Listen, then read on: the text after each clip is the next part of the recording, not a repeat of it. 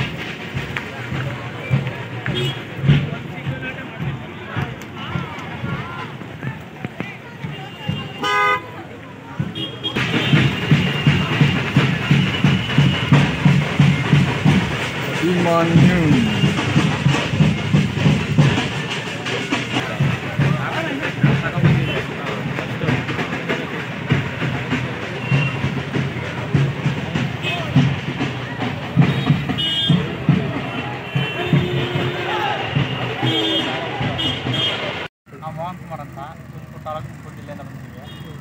ಇವರು ವೀಡಿಯೋಸ್ ನೋಡ್ತಾ ಇದ್ವಲ್ಲ, ಈ ಘಾಟಿ ಜಾತ್ರೆಗೆ ಬಂದ್ವಿ, ನೋಡೋಣ ಇವ್ರು ಸ್ಟೆಪ್ಪಿಗೆ ಬಂದ್ವಿ, ನಾವು ಎತ್ಕೊಂಡು ನೋಡೋಣ ಅಂತ ಮೆರವಣಿಗೆ ಪೂಜೆ ಅಂದರು. ಇವರು ಮಾತಾಡ್ಕೊಂಡು ಕೂತ್ಕೊಂಡಿದ್ವಿ.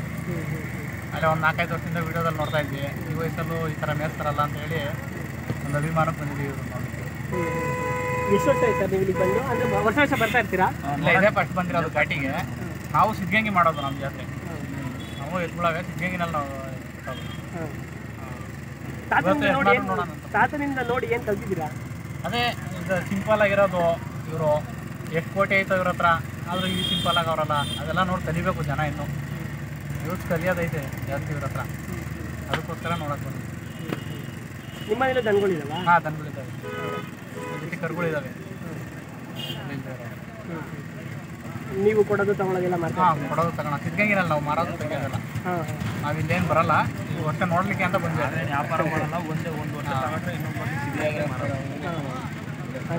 ಉಳುಮೆ ಎಲ್ಲ ಮಾಡ್ತಾ ಇರ್ತೀರಾ? ಹಾಂ, ಉಳುಮೆ ಎಲ್ಲ ಮಾಡ್ತೀವಿ. ಉಳುಮೆ ಕಡಿಮೆನೇ, ಏನಂದರೆ ಒಂದು ಜೊತೆ ಇರಲಿ ಅಂತ ಕಾಯಿಸಿ ಒಂದು ಜೊತೆ ಕರುಗಳು ಅಷ್ಟೇ ಮನೆ ಹತ್ರ ಇರ್ತೀವಿ. ತಾತ ಏನಂದ್ರು ನಿಮ್ಗೆ ನೋಡಿ ಏನು ಮಾತಾಡಿದ್ರು ತಾತನ ಹತ್ರ ನೀವು? ತಾತ ಬರ್ತಿದ್ದಂಗೆ ಹೇಳಿದ್ರು ಊಟ ಮಾಡ್ರಿ ಅಂತ ಹೇಳಿದ್ರು, ಚೆನ್ನಾಗಿ ಮಾತಾಡ್ತಿದ್ರು. ಅದಕ್ಕೋಸ್ಕರ ಜನ ಎಲ್ಲ ಕಡೆಯಿಂದನೂ ಬರ್ತಾರೆ. ಅದೇ ತಾತನ ಖುಷಿ ಅದು. ಹಾಂ ಆ ಖುಷಿಗೆ ಎಷ್ಟು ಕೊಟ್ಟರು ಸಾಲದು.